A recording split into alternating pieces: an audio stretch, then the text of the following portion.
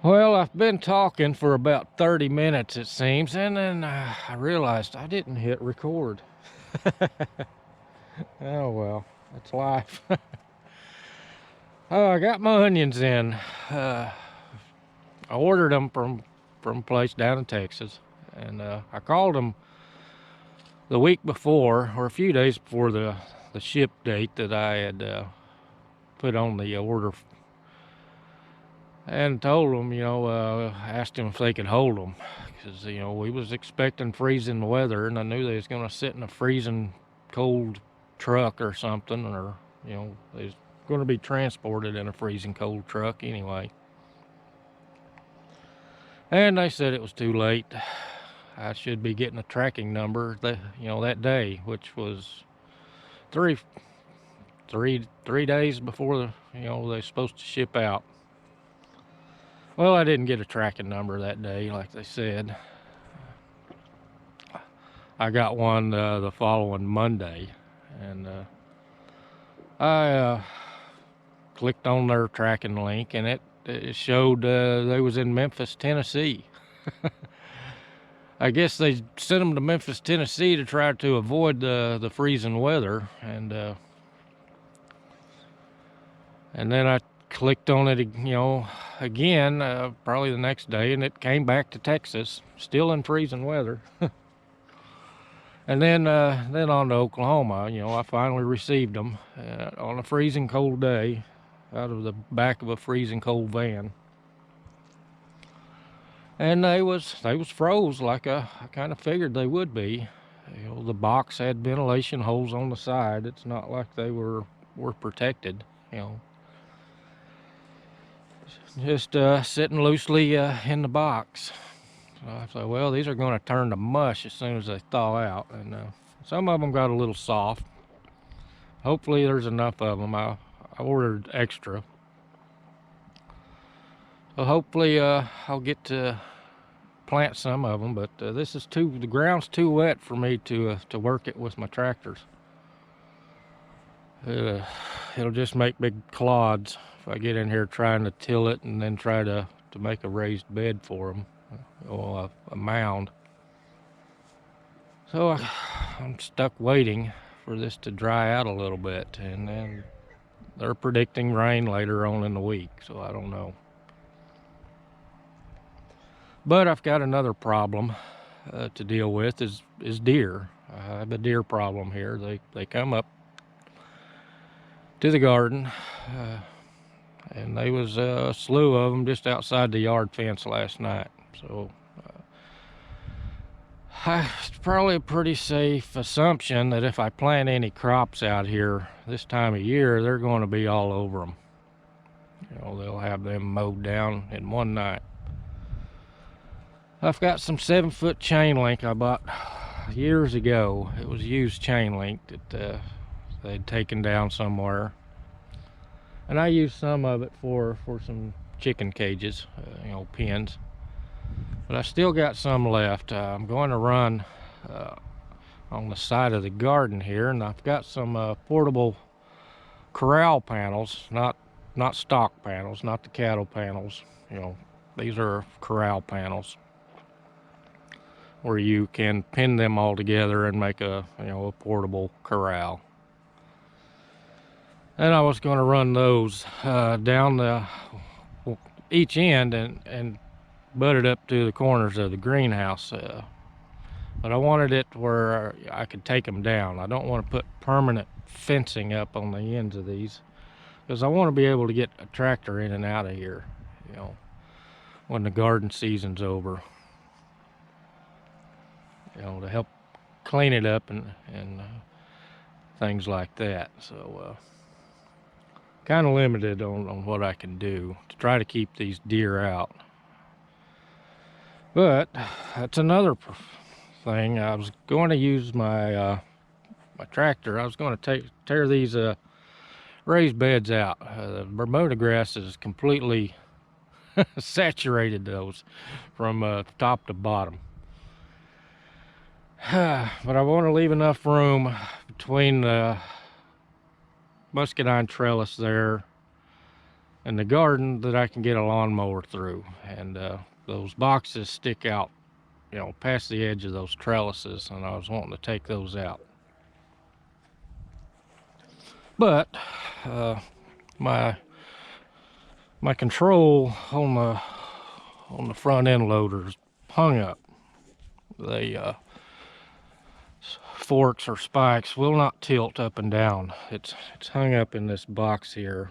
The cable coming out of the cab is one of the spools inside of that is hung up evidently. So I've got to deal with that before I can take that out, unless I can get one of these other tractors going. The other one with the forks on it, the battery's down. And after 2 weeks of freezing temperature, it may have killed that battery. Otherwise, I'll have to take the bucket off of the other tractor and put the loader on, or spikes on it to pick those up. Oh, it's just one thing after another, it seems like. And I'll mention the honeybees. Some of y'all already know, but I was up there yesterday and had a pretty good suspicion that most of them had died. And I popped the tops on all of them that weren't showing any activity at the entrance, and they were all dead. I have 2 hives that are still alive. I didn't look inside to see how big the cluster was in them, but they was flying in and out, doing, you know, their cleansing flights and things like that.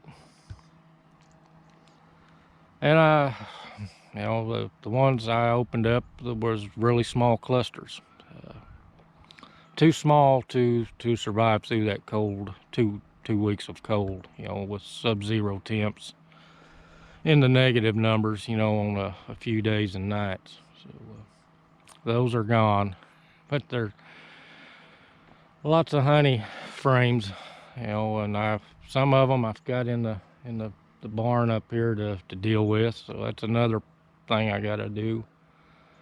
Some of them I just tipped up on their side so these other bees could rob them out. But it is what it is, you know. I didn't want 25 hives coming out of winter. You know, I expected some losses from not treating for varroa mites, and not quite as drastic numbers as this, you know. And I can't prove one way or the other, and the non-treatment guys, they can't prove one way or the other that these didn't die, you know, from mites. But for 7 years prior to that, I treated for mites and had minimal loss. You know, first couple of years, 0 losses through the winter. But you know, occasionally I'd get an abscon for whatever reason. But nothing on this scale. And some of these queens were the varroa hygienic sensitive, you know, queens. So whatever caused it, the dwindling numbers, you know, that many hives all dwindling, you know, there's got to be a common denominator, and I'm going to say it was because of mites, because I've never had this issue before when treating mites. Yeah, I've got a lot of stuff out here. Had to go deal with another issue.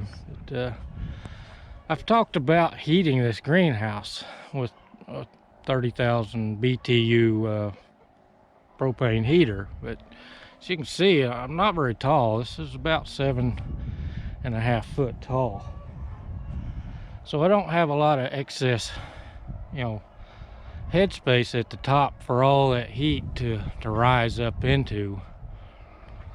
So I can heat this, you know, a little better and not have to worry about all the heat going away from the plants. And I run oscillating fans in there also to help distribute that warm air.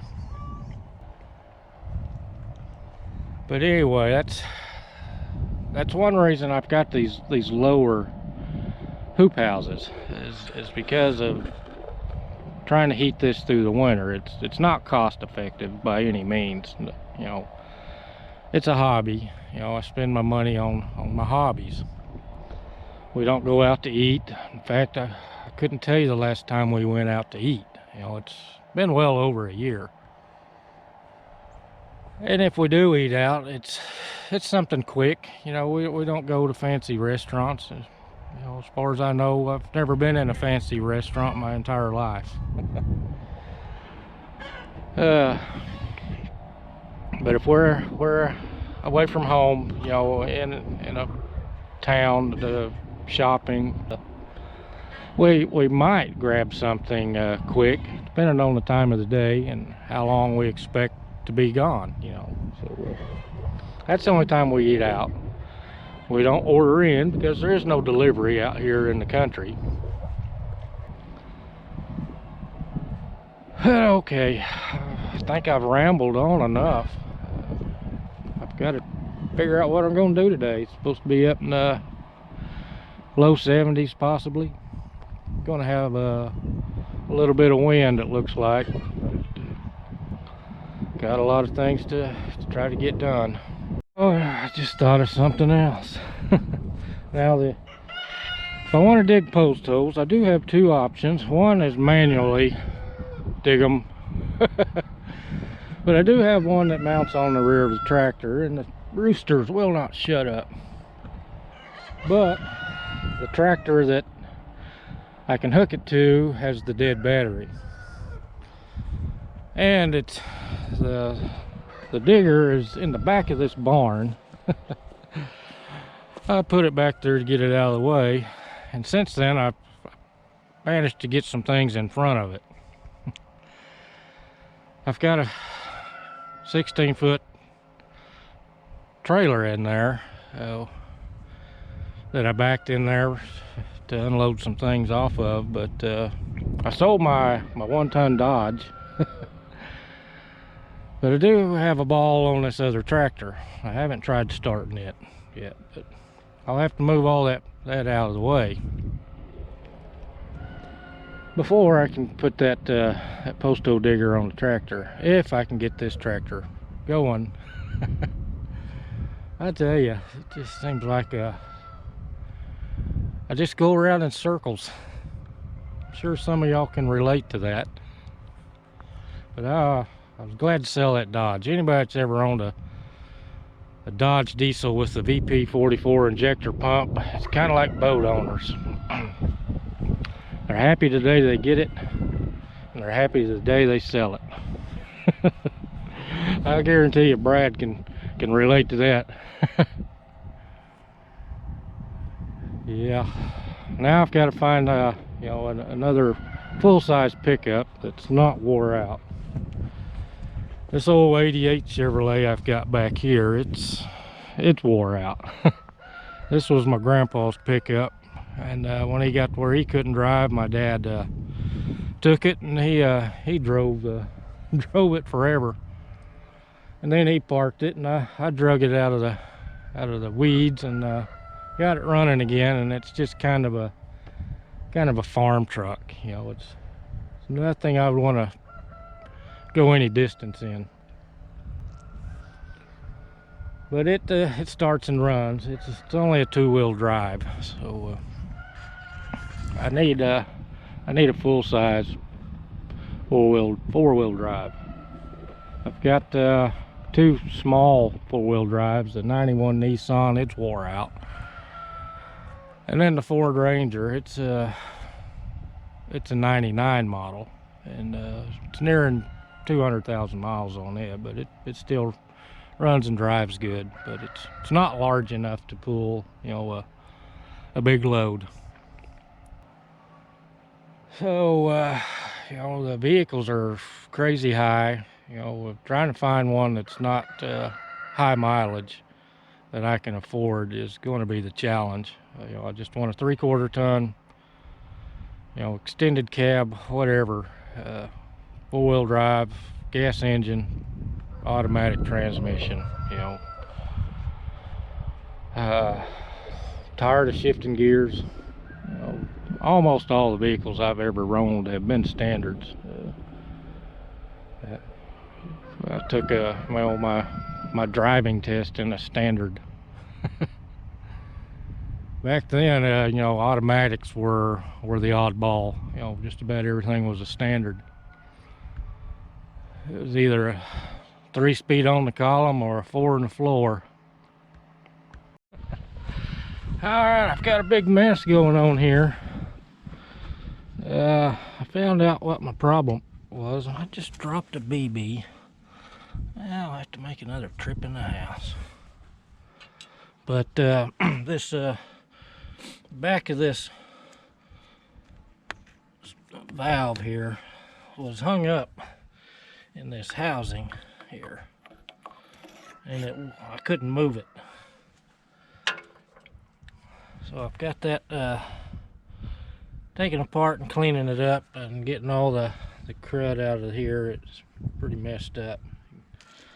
Been spraying some WD-40 to try to get that cleaned up. But you can see there's some holes here. There's 3 holes, and there was only one roller bearing or bearing. It's about the size of a BB. I went in the house and I got some regular BBs here. I don't know if they fit. Yeah, they fit. So I'm gonna put 2 of those BBs in the other 2 holes to keep this centered inside of that housing. And I dropped one of them down here. Of course, everything's nasty down here now. But I've got a bunch of BBs in the house, so it ain't like it's critical that I find that one. It'd be nice. I wouldn't have to make another trip. But looks like I'm gonna make another trip. I had problems with this before, but it was the other spool valve. This is a 2 spool valve, and the linkage hooks up on the back side, and that moves it. But, now this piece goes in like that, and this pushes against the back of this housing, and them little rubber those little bearings will ride in here, hopefully. Now, to keep those from falling out, I'm going to put a little bearing grease in there to keep them from falling out. And just so y'all can see, this is the little ball that was in there, and these are the BBs that I'm going to replace it with, so they're pretty close to the same size. I don't think it's going to make any difference. This one's kind of egg-shaped now. Alright, so I've pumped this full of grease here, and I'm probably going to have to put this camera down. I really don't want to get grease all over my camera, but these BBs will sit right on that grease, and that grease is sticky. It should hold it.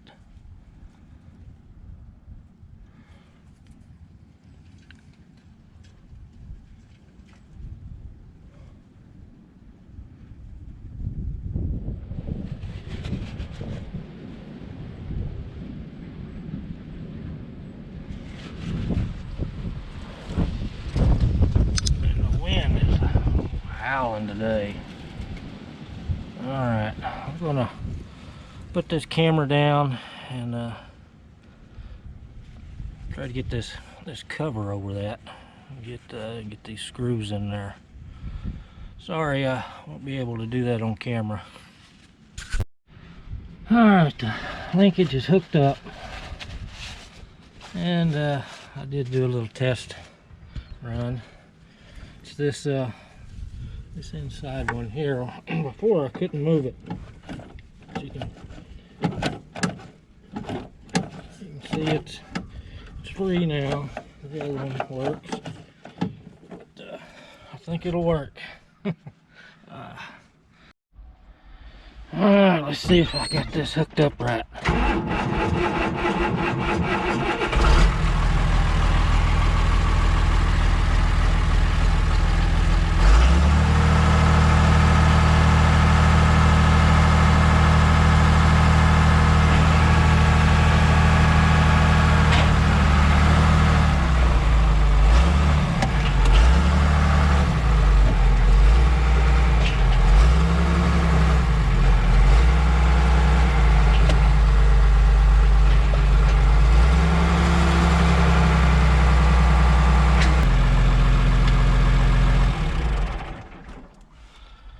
Well, looks like everything is working.